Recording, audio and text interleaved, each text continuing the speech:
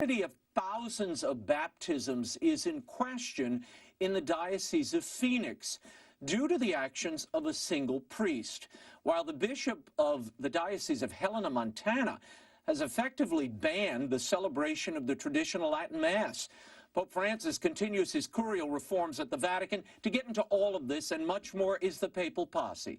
Editor-in-Chief of the Catholic Thing, Robert Royal from Washington, and canon lawyer and priest of the Archdiocese of New York, Father Gerard Murray, joins us from Manhattan. Gentlemen, thank you. I want to get your reaction to this situation in the Diocese of Phoenix.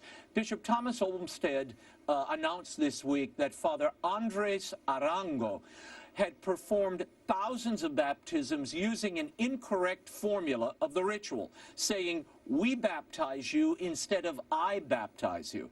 Now, Father Arango resigned from his parish this week. He issued a statement on the diocese's website. It reads, "It saddens me to learn that I've performed invalid baptisms throughout my ministry as a priest by regularly using an incorrect formula. I deeply regret my error and how this has affected numerous people in your parish and elsewhere." Father Murray, if one word can invalidate a sacrament, how many other sacraments are invalid?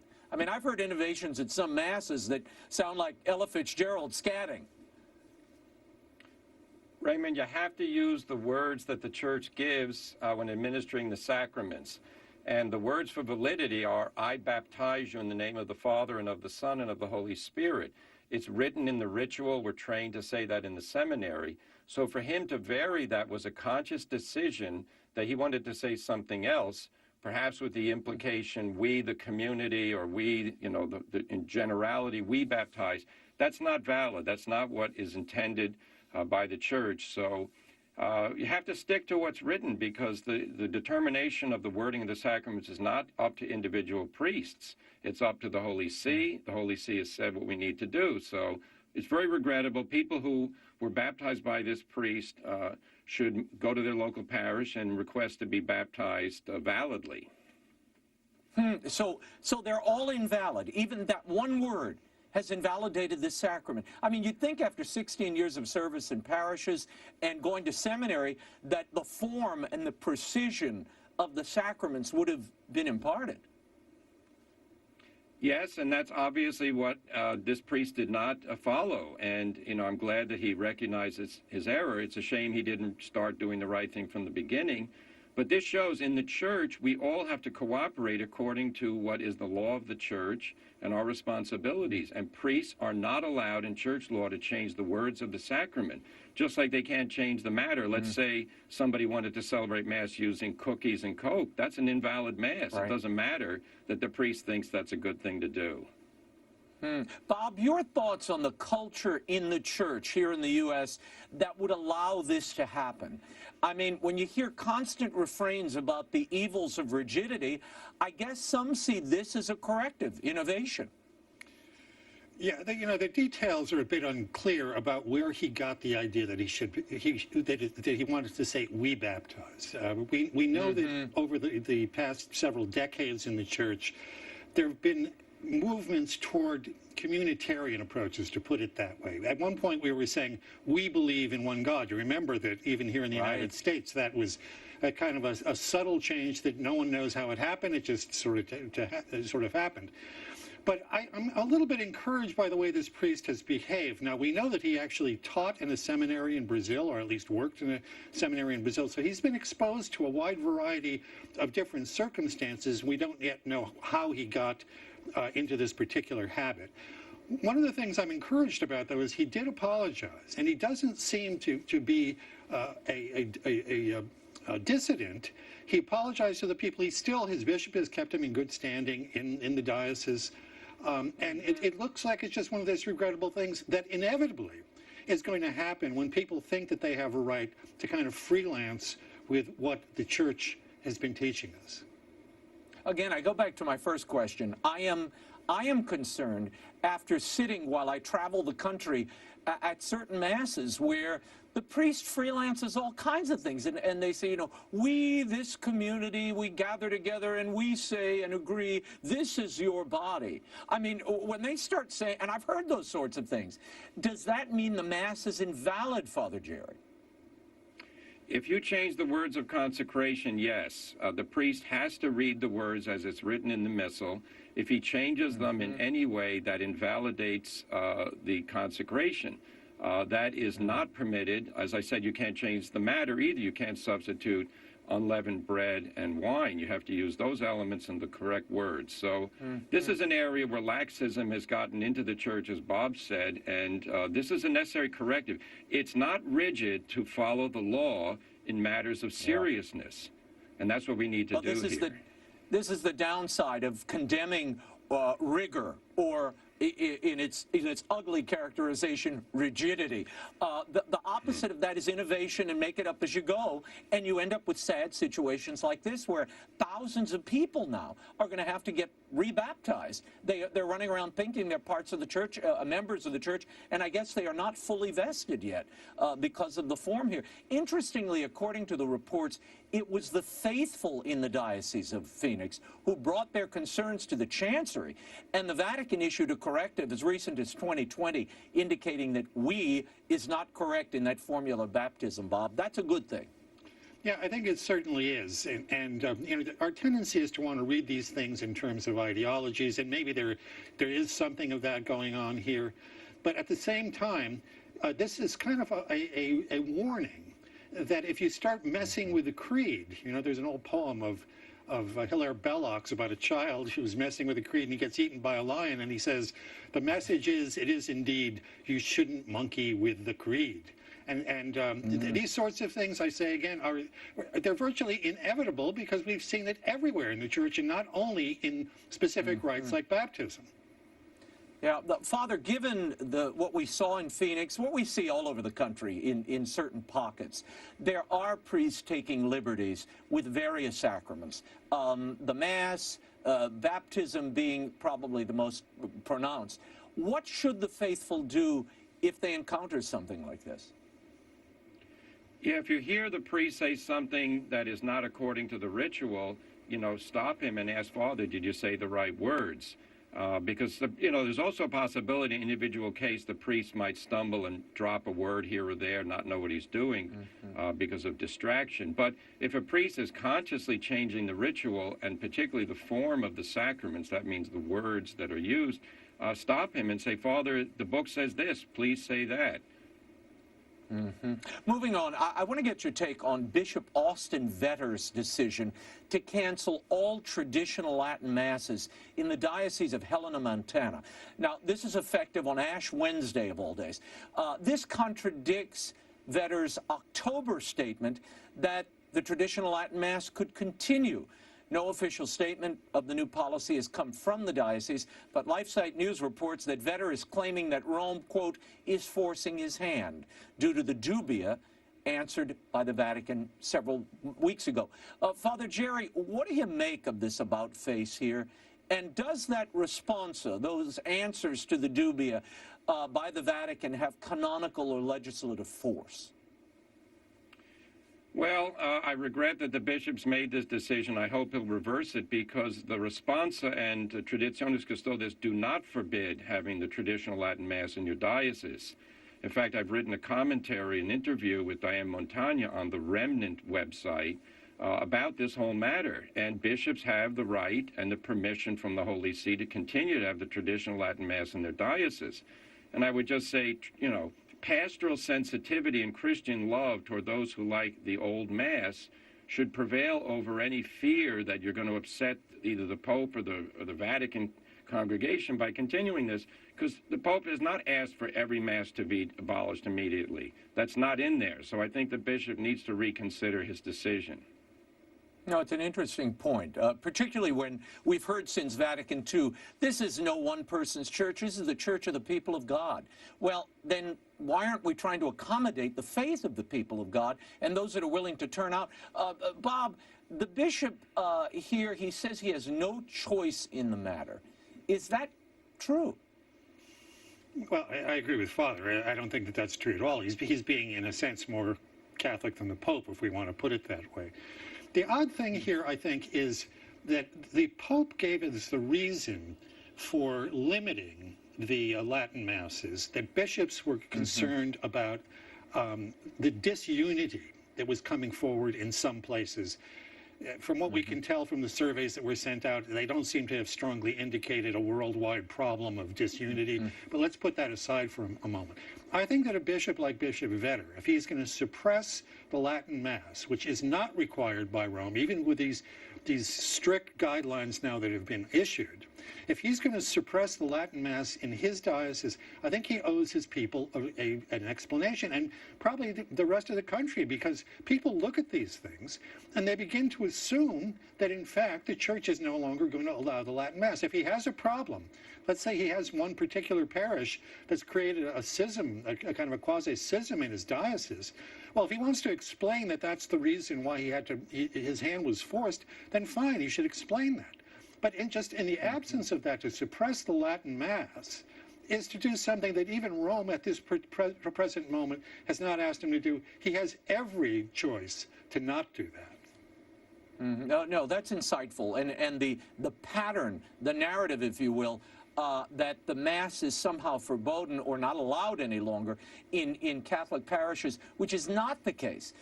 The Pope has certainly restricted the usage, but he hasn't forbidden it. And I think the narrative on the street is, oh, can't do that Latin Mass anymore. Father, this is another in a series of crackdowns on the Latin Mass. Why this ongoing fear of the traditional Mass upon which the Novus Ordo, the new vernacular Mass, is based, and this community of traditional Catholics who just want to worship in this ancient rite? It's hard to understand, Raymond. It's hard to explain. I think the people against the Latin Mass are largely liturgists in Rome, and people agree with them, who view that everything before the council was basically needing to be overhauled in a radical way, and that any reference to the past is somehow unacceptable. It shouldn't be that way at all. Pope Benedict spoke about the new Mass enriching the old and the old Mass enriching the new. In other words, by the common experience of celebrating both forms, we can celebrate them better. So I really, it's something, I just shake my head, because the people I know who go to the Latin Mass are true Catholics who love the Church, and they're not the causes of disunity. You want cause of disunity, let's talk about the German synodal way. And yet somehow they continue meeting openly with no problems. So it's a mistaken and misplaced idea that the unity of the Church is being attacked by Latin Mass people. It's not. No, they're a cause of hope and faith in the community because they're living out their faith in a deep way, it seems to me anyway. But it is a curious targeting of the faithful, and to the eye of some, a rupture in that hermeneutic of continuity. This seems the hermeneutic of rupture. Let's move on. There's a 3-day symposium on the priesthood underway this week at the Vatican. On the agenda, and this is getting very little coverage, is the role of women in the Church and celibacy. At least half a dozen cardinals will be addressing or presiding over these sessions. Cardinal Marc Ouellet organized the conference, and he says that their aim is to shatter a clericalized concept of the priesthood, and that he sees at the root of these recent scandals in the Church clericalism. Pope Francis opened the proceedings on Thursday, urging priests to keep closeness to God, their bishop, fellow priests, and the people. And he addressed clericalism this way. He said, this sense of belonging will in turn prove an antidote to the distortion of vocation that happens whenever we forget that the priestly life is owed to others, to the Lord and to the persons he has entrusted to us. Forgetting this is at the root of clericalism and its consequences. Clericalism is a distortion because it's based not on closeness, but on distance. When I think of clericalism, I also think of the clericalization of the laity, the creation of a small elite around the priest who end up betraying their own essential mission. Father, what do you make of the Pope's words there? And is clericalism a clericalized version of the priesthood the biggest problem in the Church today?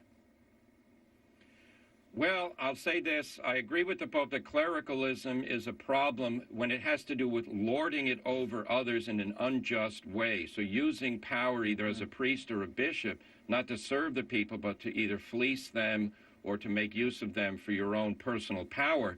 And let's be blunt.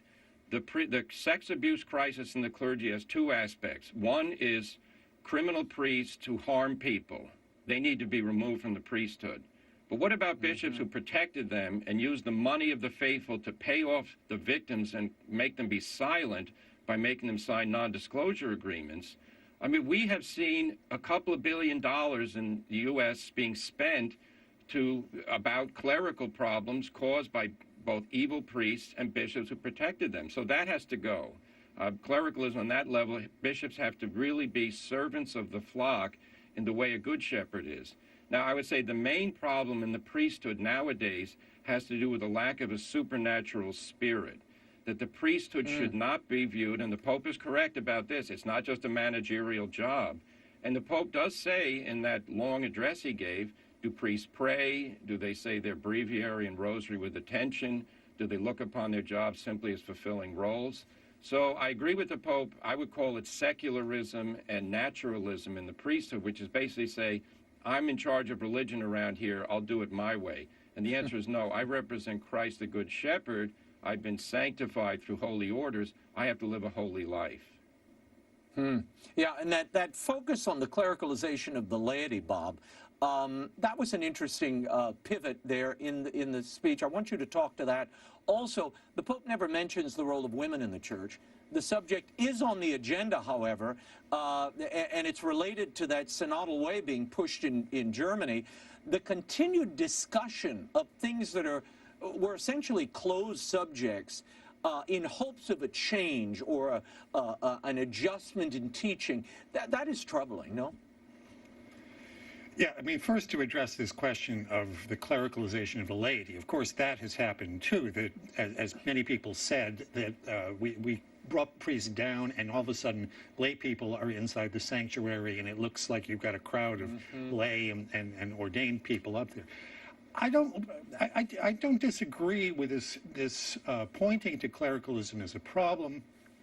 In my experience, though, at least here in the United States, it's quite the opposite. I think that priests are quite often gun-shy about presenting the teachings of the church. And as a layman, let me just say that I expect my pastor or one of the assistants in the parish to teach Catholicism. And there are going to be places where not only is there teaching, but there are decisions that have to be made, and they have to be made in a spirit of charity and in a spirit of service. But, you know, to reduce clericalism, even if you assume that it exists somewhere, doesn't mean that the priest is just going to be one among other people in the church community. Now, as to this question about women, I'm always nervous when this happens, and quite rightly, I think, because these things just keep coming back and coming back and coming back. Lots of us were very worried during the synod on the Amazon because there was a lot of discussion, as you recall, about married priests or deaconesses, and as it turned out, those two movements were turned back, and they were not realized despite the fears of many people. But yet, somewhere in the Vatican, I don't believe that this is coming so much from Francis, but somewhere in the Vatican there is this effort to keep putting these things forward in the hope that if you discuss them for long enough, somehow people are going to get used to the idea and maybe it will produce a change. I don't think it will under this Pope. I think he's held the line, to my great surprise, after the Amazon Synod with all the bizarre Pachamama stuff and other things that happened. But for the moment, I worry about the discussion, but I don't think Francis is quite there. For those who looked away from Pachamama, just to recall, if you look at where that happened in the calendar, everything that happened afterward was a complete downward spiral in the church and society everywhere. So maybe there was some connection there between old Pachamama and what happened subsequently. Gents, Pope Francis is continuing to reshape the Curia. This week he announced a reorganization of the current structure of the Congregation for the Doctrine of Faith, the Vatican's doctrinal office. He created an independent section of the CDF to handle disciplinary matters regarding cases of clerical sex abuse. And under the restructuring, the office of the CDF will operate independent doctrinal and disciplinary sections, each run by a separate secretary. Father, your thoughts on this reorganization? Is it canonically sound? And what does this hope to achieve? Yes, it is canonically sound, and it does reflect the actual current operations of the Congregation of Doctrine of Faith. There are different sections in the congregation to deal with these issues. My concern, or let's say worry, would be if by making these into two autonomous sections and appointing secretaries or heads of these departments, that the prefect, who is the cardinal head of it, might become a figurehead figure. In other words, he wouldn't have effective control over those two areas, and I hope that's not the case. And there's always the problem of creeping bureaucracy. When you have too many chiefs, decisions can sometimes not be produced either with the bold courage that's needed or perhaps the rigor of analysis. But in principle, there's nothing wrong with this. I think my one question is, why is this happening now when we haven't yet gotten the general document for the reform of the Roman Curia? It seems strange to me to issue this document so quickly when the entire Curia has been subject to an extensive study for, I think, the last 4 or 5 years, and no general document in which this would have been placed if they had waited. So whatever the Pope's doing, hopefully it's going to produce good for the good order of the Church. Bob, this is the most significant restructuring of the CDF in 3 decades. No personnel changes were announced, but the prefect, Cardinal Ladaria, is now 77 years old, and there are rumors that Archbishop Charles Scicluna may be in line for leadership. Your thoughts? Well, look, it's good that we have this clarity about the lines of responsibility, because as many of us have complained, that clarity has not been exactly a hallmark of this papacy, and the fact that we've designated one segment is going to be devoted to doctrine and another to disciplines, I think is a good start. And our Father is right to worry, is this going to add another layer of bureaucracy? And people are saying other dicasteries and congregations are actually having reductions in personnel, and this is one that's actually being beefed up, to the surprise of many who actually thought the Secretariat of State might become more powerful.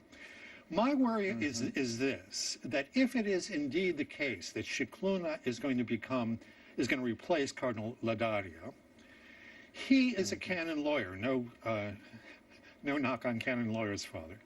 But he's a canon lawyer, and he's not a theologian. And my worry about this, he's a very good guy in several respects. He's been the enforcer on abuse cases. He's been, the guy that they send to Chile or wherever they need an investigation, and he's reliable, and he's produced results.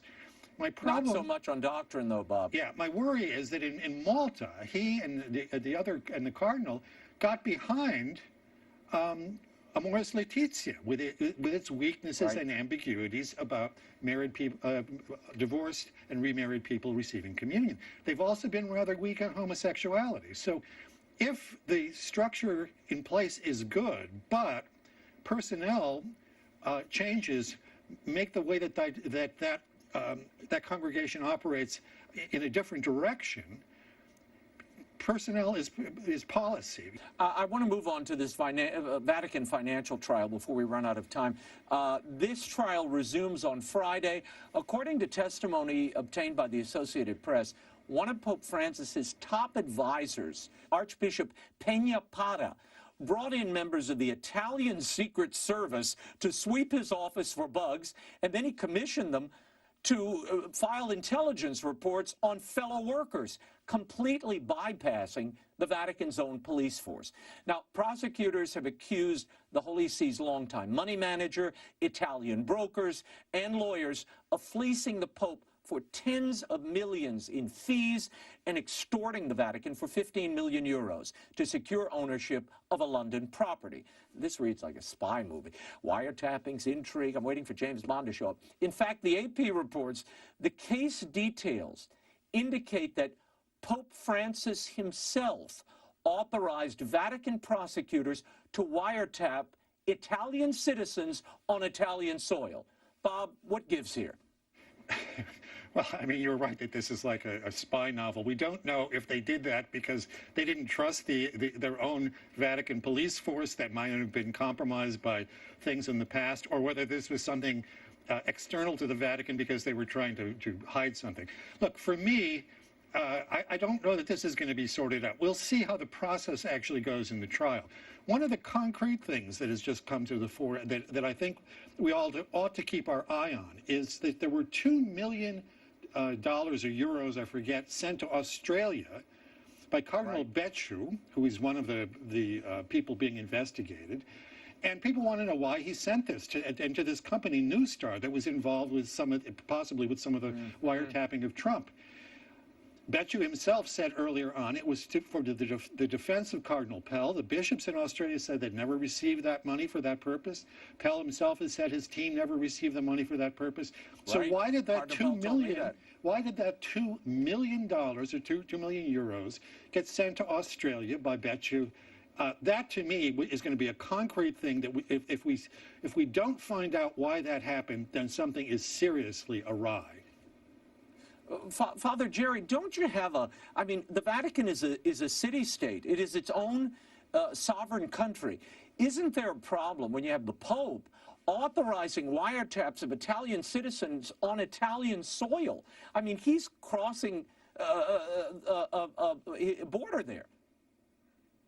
Well, if that proves to be true, then that is going to cause a problem with the Italian government, because that is foreign spying. You know, the Vatican is a sovereign territory.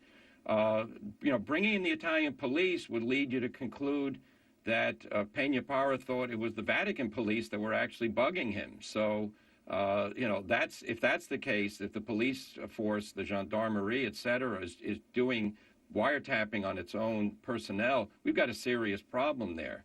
Now, regarding the $2 million to Australia, I'll make one correction to Bob.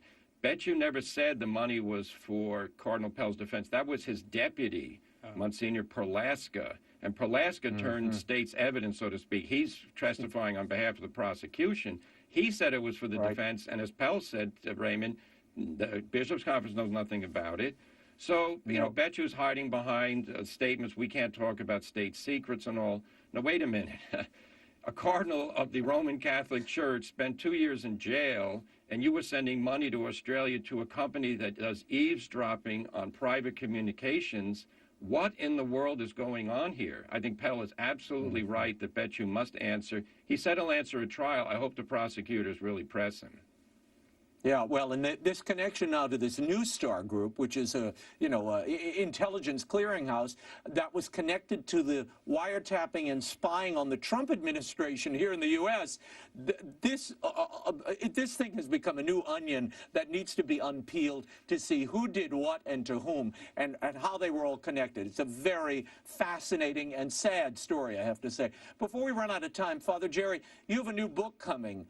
April 7th. It's called Calming the Storm, an apt title. Give us a little preview. What is it? Sure. It's an interview book with Diane Montagna, who is a Vatican journalist, and she had done an interview book with Bishop Athanasius Schneider of Kazakhstan. I remember. And then, Scott Hahn asked if she would do an interview book with me. The Emmaus Road Press is the publisher. And it is an interview book about many of the things that we talk about on the Papal Posse. So basically, crises and, you know, I mean, we just have a little conversation here ranging the whole spectrum. But let's say this. The book tries to give people encouragement that, number one, Catholic teaching doesn't change with the calendar. It's always the same. Catholic teaching can be applied to new questions.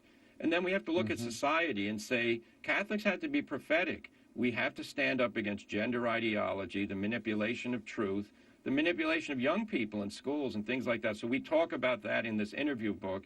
It'll be out at the, as you say, April 7th, and it's currently available. You can order it Amazon or at Emmaus Road Publishing, so you can get an advance copy. Or I should say that you can order a copy, and then it'll be available in about 8 weeks.